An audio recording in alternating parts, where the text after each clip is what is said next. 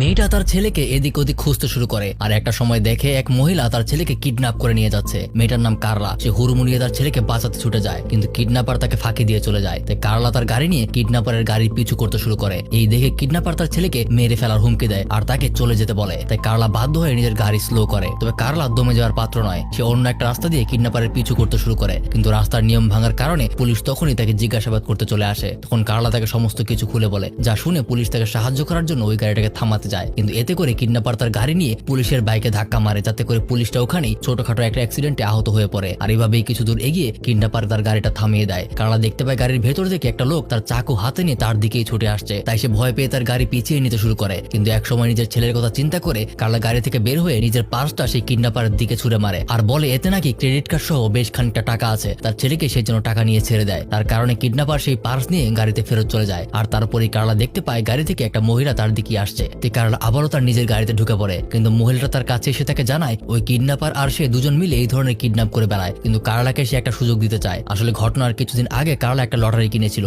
যেটার winning price ছিল 1 কোটি টাকা। আর একটা গোপন সূত্রে রেজাল্ট বের হওয়ার আগে এই কিডন্যাপার দল জানতে পেরেছে যে কার্লাই আসলে উইনার হতে চলেছে, যার কারণে তারা এখনই লটারিটা তার কাছ থেকে নিতে চাইছে। বিষয়টা বুঝতে পেরে কার্লা তার ছেলের বদলে লটারির টিকিটটা দিয়ে দিতে রাজি হয়। এখন মহিলা কার্লার গাড়িতে এসে বসে আর সেই লটারি কার্লা কোথায় রেখেছে সেটা জেনে তাকে ওদিকেই যেতে বলে। কিন্তু গাড়ি যখন একটা টানেলের ভেতরে ঢুকে তখন মহিলাটা কার্লার উপর আক্রমণ করে। তো এই যাত্রায় কার্লা কোনো রকমে নিজেকে বাঁচিয়ে মহিলাটাকে ধাক্কা দিয়ে গাড়ি থেকে ফেলে দেয় আর কিডন্যাপারের পিছু করতে শুরু করে। তবে দুর্ভাগ্যবশত কার্লা এক জায়গায় কিডন্যাপারের গাড়িটাকে হারিয়ে ফেলে আর একটা ট্রাফিক জ্যামে সে আটকে যায়। কিন্তু আবারও অনেক খোঁজাখুঁজির পর গাড়িটাকে আবার সে পেয়ে যায়। গাড়িটার একটা ছোটখাটো অ্যাক্সিডেন্ট হয়েছে, কিন্তু সেই গাড়ির ভিতরে আর কেউ নেই। আশেপাশে জিজ্ঞাসা করলে সে জানতে পারে গাড়ির চালক নাকি তার আহত ছেলেকে নিয়ে হসপিটালে গেছে। তাই কার্লা দ্রুত ওখানকার একটা পুলিশ স্টেশনে যায় আর নিজের ছেলের কিডন্যাপ হওয়ার ব্যাপারটা নিয়ে একটা মিসিং রিপোর্ট লেখায়। কিন্তু তাদের নাকি ইনভেস্টিগেট করতে অনেক সময় লাগবে। তাই কার্লা নিজেই আরো তাদেরকে খোঁজার জন্য আবারও বের হয়ে যায়। এভাবে চলতে চলতে একটা সময় পর আবারও সে কিডন্যাপারকে অন্য একটা গাড়িতে দেখতে পায়। সে আবারও তার পিছু করতে শুরু করে, কিন্তু এক সময় তার গাড়ির তেল শেষ হয়ে যায়। তাই সে গাড়ি থেকে নেমে অন্য একটা গাড়ির কাছে গিয়ে সাহায্য চায়। আর বলতে বলতেই সেখানে কিডন্যাপারের গাড়িটা কার্লার গাড়িকে এসে ধাক্কা মারে, যাতে করে কার্লা ওখানেই অজ্ঞান হয়ে যায়। আর কিছুক্ষণ পর যখন কার্লার জ্ঞান ফিরে আসে তখন সেই কিডন্যাপার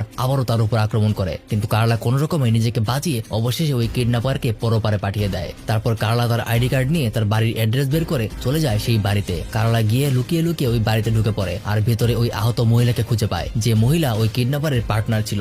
কার্লা আরো কিছুটা খোঁজাখুঁজি করতে নিজের ছেলেকেও সে ওখানে খুঁজে পায়, সাথে আরো দুটো ছোট বাচ্চা আছে যাদেরকেও সে কিডন্যাপ করেছিল। কার্লা তাদেরকে নিয়ে এখান থেকে বের হতেই যাবে, ঠিক তখনই ওই মহিলা কার্লাকে ধরে ফেলে আর তাদের মধ্যেও বেশ খানিকটা সময় ফাইট হয়। কিন্তু একটা সময় কার্লা নিজের বিচক্ষণতা কাজে লাগিয়ে মহিলাটাকে নিজের আয়ত্তে নিয়ে নেয়, যার কারণে মহিলাটা এক সময় ওখানেই শেষ হয়ে যায় আর কার্লা তার ছেলে আর ওই 2 বাচ্চা সহ ওখান থেকে বের হয়ে আসতে পারে।